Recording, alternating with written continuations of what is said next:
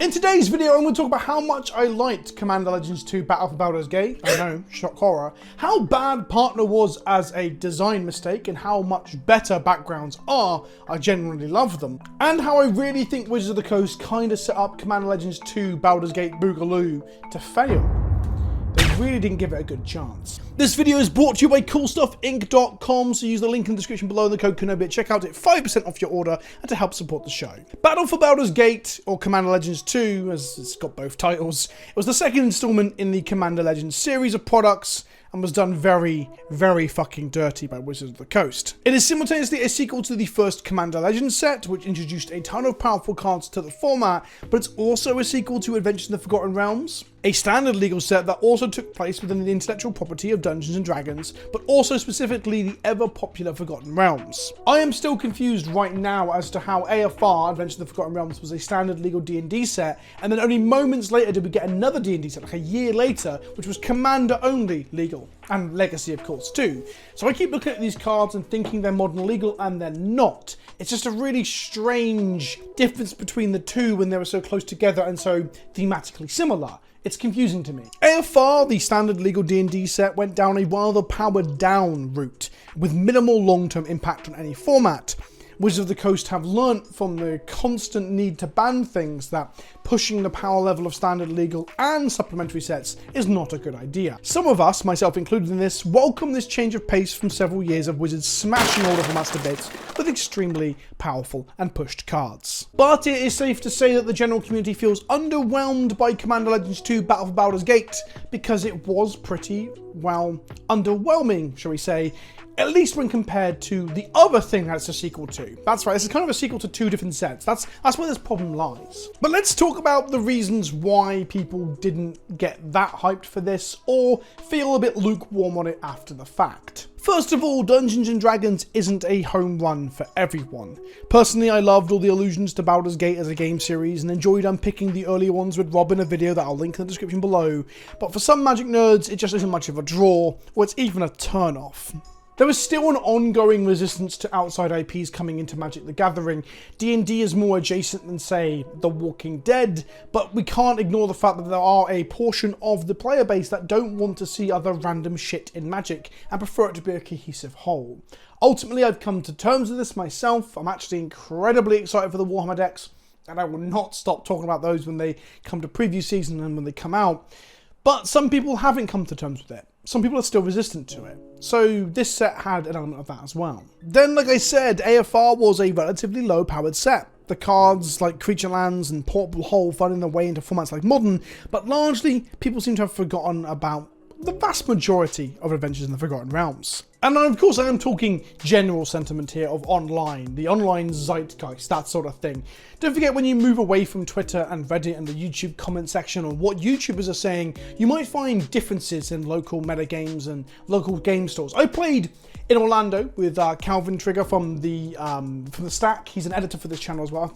I'm pronouncing it Trigger because that's his online username. I think his name's actually Calvin Trigger. God, if I fucked up his name and he edits some of my videos, I'm going to sound like a right bastard. Alright? Well, Calvin. I'm going to call you Calvin for this anecdote. Calvin has a very high-powered and very cool Dungeons Matters decks, where it loops things to go through dungeons and complete dungeons and reanimate shit with the Dungeons Matters commander from the AFR precon. And he was not the only person I saw playing that commander as well. I saw this commander being played by at least one other person. I say at least, it was just one other person in the pods across the weekend of Orlando. The point I'm getting at is I enjoyed playing against it, and I really enjoyed it, seeing it do its thing. So there are people out there playing with these mechanics like dungeon delving that people might think are relatively forgotten, especially if they play primarily Modern or Pioneer and only a small amount of Command. I think that interesting. Magic is so big and so vast, we can talk in generalizations, but really they are just that, right? Generalizations. What do I mean by that? I don't fucking know. Back to the video. But Battle for Baldur's Gate wasn't just an AFR sequel with all the baggage that entailed. It was, for some inextricable reason, a Commander Legends sequel too. Now let's be honest, Commander Legends, meaning draftable Commander experience with the same core limited rules, is nice, because Wizards had a tendency to just name things whatever the fuck they want and figure it out later, with no consistency. Everything and anything but nothing at all is all called mythic. Mythic this, mythic that, and that word just means nothing. If you can tell me what an etched foil foil is in the last 5 sets that have included etched foils, then you're either A, lying that you can do that, B, you're a savant, or C, you're some sort of fucking pervert. So Commander Legends 2 having that through line is great. And this set has introduced a lot of new cards that I believe are powerful and will fly under the radar. And they will be played for years to come, whilst people echo that sentiment that BBFG, BFBG, whatever the fuck the acronym for this set is, wasn't powerful. And the thing is, they're both right and they're wrong. I think it's kind of not a meme, but it is a easy grabbable soundbite that the set was underpowered. But I think the set was at the right power level. It just paled in comparison to the thing you obviously draw a similarity to, which was the set it's a sequel to. There are some ludicrously powerful effects in this set, like the Ancient Dragons, and they need setup. And by setup, I mean you just have to connect with them in combat. It's not like you have to establish a 4-card combo. But this whole thing of attacking and getting in and hitting someone to trigger your dragon is the antithesis of modern card design, where most mythics, when they enter the battlefield, will tickle your genitals. Otherwise, lest they are not worthy of being played. So everything has to have an ETB value so that if removal is played on it, you still got some value out of it, and that's more of a feel good. And it's led to cards being absolutely absurd. Uro is the best example of this just fucking nonsense written on this card. It enters and it just does 1,000 things, and then it dies and can be recurred off its own back, and what the fuck? The dragons, on the other hand, are powerful creatures that can and will get stopped by removal, but if they don't, they create great grandiose moments with high variance, I'll admit, but on average, even rolling a 10, which is the average, is insane for these things.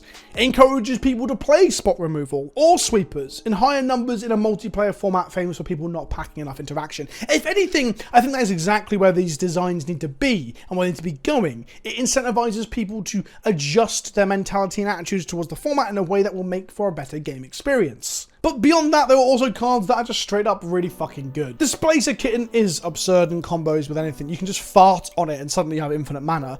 Archivist of Ogma, I think I'm pronouncing that correctly, absolute commander staple for years to come, I tell you now. Then you get unique and powerful commanders, Jaheira and Abdul being my picks for things we hadn't seen before, and interesting build-arounds that don't just say, do a thing, draw a card, which is lazy design if we're honest, and often robs the rather primitive part of my monkey brain, and I just end up fucking building them anyway. But the problem comes in the fact that no matter how fun and exciting all these cards are, they just pale in comparison to the nonsense of Commander Legends 2. Except that, among many other numerous staples, brought us Jeweled Lotus, Jeska's Will, and the now banned Hull Breacher. People expected Nutso power, and they didn't get Nutso power, they just got power. Power in a way, like I said, that suggests we should play removal and play things that don't have to have huge value upon entering the battlefield. If we really want to tell if a card is brutally pushed and broken, we should look more so to Legacy than high-powered EDH or CDH and that nonsense. Both Jeska's Will and Hull Breach have seen significant play in Legacy. Will is seen in the more fringe Mono-Red Storm, where Breacher is both has been seen in blue-white control decks, but also in decks like Urza and Narset Mono-Blue Wheels, which at one point was one of the core decks of the format, but has fell behind 8 cast now. But I imagine that Hull Breacher will rear its head in future metagames. Names matter to people, they mean things, and they help us to understand and categorize things. Something that humans seem to primarily want to do. We want to know what a thing is before we engage with it because it allows us to set up expectations. And Wizards are aware of this. They spoke about this explicitly in the new State of Design article where they said that their expectations were not set accordingly. So they're learning from this stuff. And this set, although it's given them learning places to learn, I think also shows that they have learned from other previous mistakes too. More on that in a moment. The other issue was once the set landed and was released on release weekend, well, the hype was funneled then into Double Masters 2022 previews. Whilst the release had been and gone and some money had obviously been spent on this, some people probably haven't got to their game stores yet. And when you start to see the reprints and the value that's in Double Masters 2, you might just hold your money off for that because consumers don't have limitless funds. And Double Masters 2022, or Double Masters 2, was, it was chock full of the reprints that you'd expect to see in something like a Commander Masters or Commander Legends product. Dockside to Thrumming Stone, the Commander staples and weird reprints in Double Masters 2022 were plentiful throughout the set. But with Dockside and perhaps Smothering Tide being the most clearly the cards that should have been in Commander Legends 2. but they were ignored or perhaps slid out late in development or just chosen not to go in there because they were much better to increase the value proposition of the overpriced fucking packs of Double Masters 2 to push people to gamble on that shit instead. Mystic Remora is another one that I believe should have been or could have been quite easily in Commander Legends 2, but instead it was put into a secret lair. Commander Legends 2 was pretty short on good reprints. Not that there weren't reprints, there was tons of them all themed into the set. Meteor Golems and Burnished Hearts and other things that people play in Commander. And there was some cool bits of tech. Blade of Selves, for example, was a card that was creeping up in value a little bit. It's cool to see it reprinted, but there was an absolute miss on anything truly valuable. Some things couldn't have been in the set. Vedalken Orrery wouldn't have made a lot of sense in the main set because Vedalkens don't exist in D&D, although they do because of the magic source books, but not in the Forgotten Realms, I guess. Although that said, in the Commander product, the actual precons, we got like Savine's Reclamation that literally references Savine, a magic character, so it's not outside the realms of possibility that they just abandoned that and went ahead with printing cards with name references on them in the precons anyway. But of course, people on the internet exist to be contrarians first and reasonable human beings second, and they jump to defend the corporations that make $1 billion a year. With the voice muffled by a boot still firmly in mouth, we hear cries of, "But Mystic Remora wouldn't have fit the theme." What? A magical fucking fish would not have fit the theme? Dungeons and motherfucking Dragons, where wizards exist and cast spells, and I'm pretty sure fish exist. Mystic Remora could have existed. Fuck, it doesn't even have to be a fish. That was a miscommunication. Remoras exist and they're fish, but it's a hindrance. A magical hindrance. Imagine there being a magical hindrance in D&D. Oh, not at all possible, no? A goblin by the docks extorting people for money. Oh, that couldn't possibly happen in Dungeons and fucking Dragons. Sometimes I do wonder why you'll just log onto Reddit and Twitter to spout complete horseshit out of your mouth hole instead of going outside and touching grass or visiting your elderly mother. So Commander Legends 2 had a rocky reception, and I think this was something we hear about from Wizards in the future. They will probably talk about this in retrospect. The set didn't go over as well as it should have done. And personally, I really like this set. The D&D references were cool, and they didn't sell that. That didn't sell the set to me though. The limited environment was better than I expected. I thought Commander Legends 1 was a slow slog. 2 has more wraths and more extravagant cards to finish games with, and I'm fine with that in Commander. And then I also thought a lot of the design, the thematic space within the set itself and some of the new cards were really fucking interesting. I want to stress this as much as I can. The mechanics and design of this set are fucking sick. Adventures came back in a way that was flavorful, made sense, and gave space for interesting cards, while giving White some particularly cool designs too. We also saw a lot of what Gavin Verhey had said White would be getting in the future to improve its identity within Commander. A much higher quantity of flash, for example, with tricksy ETPs that give White something else to do in the game beyond just tapping out at sorcery speed and passing the turn. There was a flicker sub-theme in the set as well, in order to leverage those ETPs a little bit more, and I loved it. We just saw genuinely strong and new effects for White. I think this is the best set for White for Commander ever. On the topic of White, we saw Abdul, my new favourite boy. The flicker commander of choice if you don't want to get bogged down with Rune's clunkiness, or don't want to be oppressive with Brago. And finally, the cream on top of this cold glass of solid milkshake, the cherry on top, the sugar coating, the backgrounds. At first, I was terrified to see another fucking take on Partner, because some mechanics really fucked me off, and Partner's one of them. But this is proof they can take older mechanics that were a mistake, in my opinion, and mold them into something new and interesting that's worth having around. Partner originally allowed you to have 2 commanders in the command zone. It meant your opening hand was now 9 cards instead of 8, which is your usual 7 plus your commander. It often gave you access to 4 colors of mana, another restriction just out the window to remove restrictions and damage the creativity of deck building, in my opinion.